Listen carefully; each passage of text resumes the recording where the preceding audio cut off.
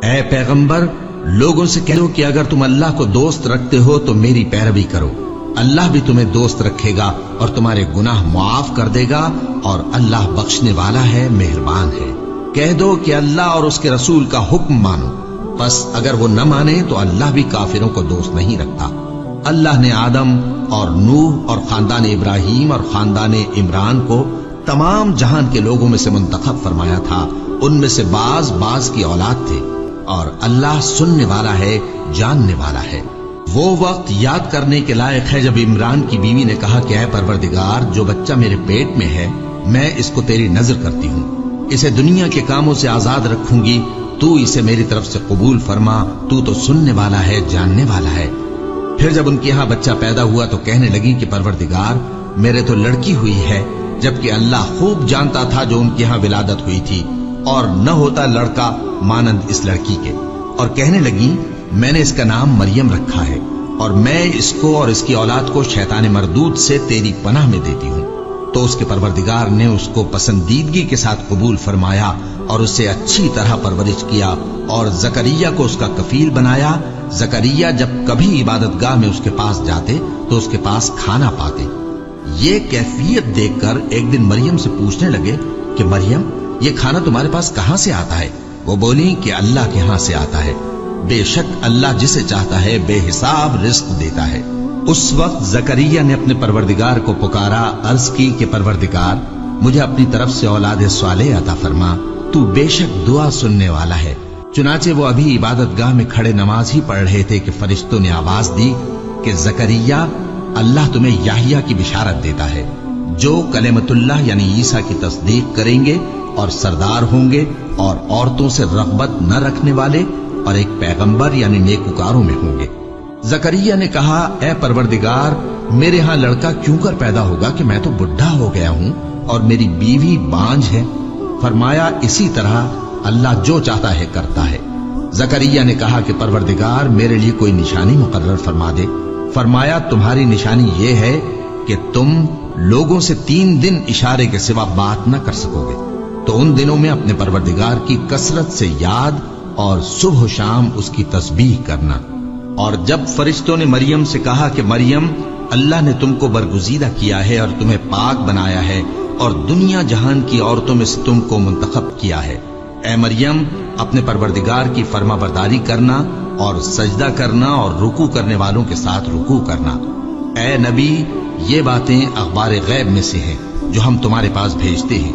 اور جب وہ لوگ اپنے قلم بطور قرعہ ڈال رہے تھے کہ مریم کا کفیل کون بنے، تو تم ان کے پاس نہیں تھے، اور نہ اس وقت ہی ان کے پاس تھے جب وہ آپس میں جھگڑ رہے تھے۔ وہ وقت بھی یاد کرنے کے لائق ہے جب فرشتوں نے مریم سے کہا کہ مریم، اللہ تم کو اپنی طرف سے ایک کلمے کی بشارت دیتا ہے جس کا نام مسیح اور مشہور عیسیٰ ابن مریم ہوگا، اور جو دنیا اور آخرت میں آبرو مند اور مقربین میں سے ہوگا، اور ماں کی گود میں اور بڑی عمر کا ہو کر دونوں حالتوں میں لوگوں سے یکساں گفتگو کرے گا اور نیکوکاروں میں ہوگا۔ مریم نے کہا کہ پروردگار، میرے ہاں بچہ کیوں کر ہوگا کہ کسی انسان نے مجھے ہاتھ تک تو لگایا نہیں؟ فرمایا کہ اللہ اسی طرح جو چاہتا ہے پیدا کرتا ہے، جب وہ کوئی کام کرنا چاہتا ہے تو ارشاد فرما دیتا ہے کہ ہو جا، تو وہ ہو جاتا ہے۔ اور وہ اسے کتاب و حکمت اور تورات اور انجیل کا علم عطا کرے گا، اور عیسیٰ بنی اسرائیل کی طرف پیغمبر ہو کر جائیں گے اور کہیں گے کہ میں تمہارے پاس تمہارے پروردگار کی طرف سے نشانی لے کر آیا ہوں، وہ یہ کہ تمہارے سامنے مٹی سے پرندے کی صورت بناتا ہوں، پھر اس میں پھونک مارتا ہوں تو وہ اللہ کے حکم سے سچ مچ پرندہ ہو جاتا ہے، اور پیدائشی اندھے اور ابرص کو تندرست کر دیتا ہوں، اور اللہ کے حکم سے مردوں کو زندہ کر دیتا ہوں، اور جو کچھ تم کھا کر آتے ہو اور جو اپنے گھروں میں جمع کر رکھتے ہو سب تم کو بتا دیتا ہوں۔ اگر تم صاحب ایمان ہو تو ان باتوں میں تمہارے لیے نشانی ہے، اور مجھ سے پہلے جو تورات نازل ہوئی تھی اس کی تصدیق بھی کرتا ہوں، اور میں اس لیے بھی آیا ہوں کہ بعض چیزیں جو تم پر حرام تھیں ان کو تمہارے لیے حلال کر دوں، اور میں تو تمہارے پروردگار کی طرف سے نشانی لے کر آیا ہوں۔ تو اللہ سے ڈرو اور میرا کہا مانو، کچھ شک نہیں کہ اللہ ہی میرا اور تمہارا پروردگار ہے، تو اسی کی عبادت کرو، یہی سیدھا رستہ ہے۔ پھر جب عیسیٰ نے ان کی طرف سے انکار و نافرمانی ہی دیکھی تو کہنے لگے کہ کوئی ہے جو اللہ کا طرفدار اور میرا مددگار ہو؟ हवारी बोले कि हम अल्लाह के तरफदार और आपके मददगार हैं। हम अल्लाह पर ईमान लाए और आप गवाह रहे कि हम फर्माबरदार हैं। ऐ परवरदिगार, जो किताब तूने नाजिल फरमाई है हम उस पर ईमान ले आए और तेरे पैगंबर के मुत्तबे हो चुके। तू हमको मानने वालों में लिख रख और वो यानी यहूद कत्ल ईसा के बारे में एक चाल चले और अल्लाह ने भी ईसा को बचाने के लिए तदबीर की और अल्लाह बेहतरीन तदबीर करने वाला है।